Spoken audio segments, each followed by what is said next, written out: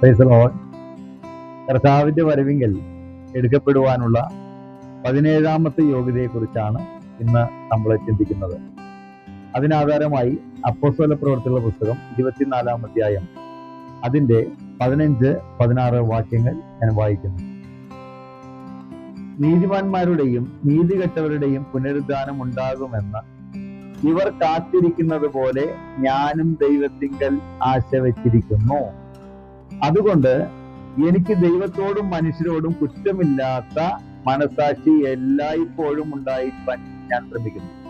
ഇവിടെ പൗലോസ് പറയാണ്, നീതിമാന്മാരുടെയും നീതികെട്ടവരുടെയും പുനരുദ്ധാനം ഉണ്ടാകുമെന്ന് ഇവർ കാത്തിരിക്കുന്നത് പോലെ ഞാനും ദൈവത്തിങ്കൽ ആശ വെച്ചിരിക്കുന്നു.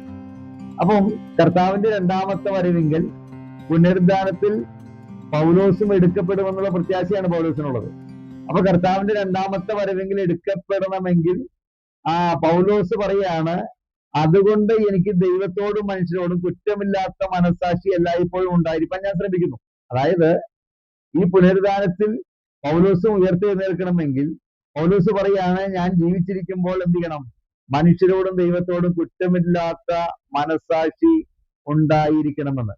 അപ്പോൾ കർത്താവിന്റെ രണ്ടാമത്തെ വരവെങ്കിൽ എടുക്കപ്പെടണമെങ്കിൽ ദൈവത്തോടും മനുഷ്യരോടും ഒരു കുറ്റമറ്റ മനസാക്ഷി എന്ത് ചെയ്യണം? നമുക്ക് ഉണ്ടായിരിക്കേണ്ടത് ആവശ്യമാണ്.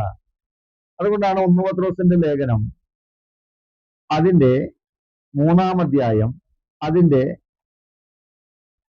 15-16 വാക്യങ്ങൾ അവിടെ എഴുതിയിരിക്കുന്നു, നിങ്ങളിലുള്ള പ്രത്യാശയെ കുറിച്ച് ന്യായം ചോദിക്കുന്ന ഏവനോടും സൗമ്യതയും ഭയഭക്തിയും പൂണ്ട് പ്രതിവാദം പറവാൻ എപ്പോഴും ഒരുങ്ങിയിരിപ്പീൻ.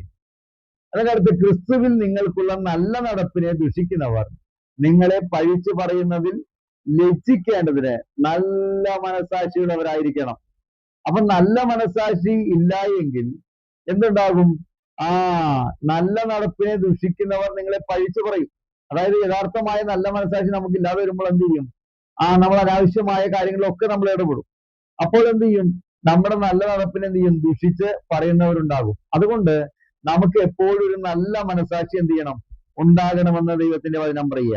അതേപോലെ തന്നെ ഈ 1 പത്രോസ് ലേഖനം തന്നെ 3-ാം അധ്യായം അതിന് 21-ാം വാക്യം പറയുന്നു, അത് സ്നാനത്തിനൊരു മുൻകുറി.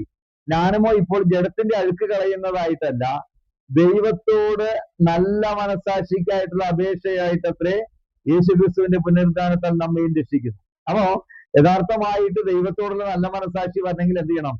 നമ്മൾ സ്നാനപ്പെടണം, വെള്ളത്തിൽ മുങ്ങി സ്നാനപ്പെടണം. അതുകൊണ്ട് കർത്താവിന്റെ വരയിൽ നമുക്ക് എടുക്കപ്പെടുവാൻ ദൈവത്തോടും മനുഷ്യരോടും ഒരു നല്ല മനസാക്ഷി നമുക്ക് ഉണ്ടായിരിക്കും.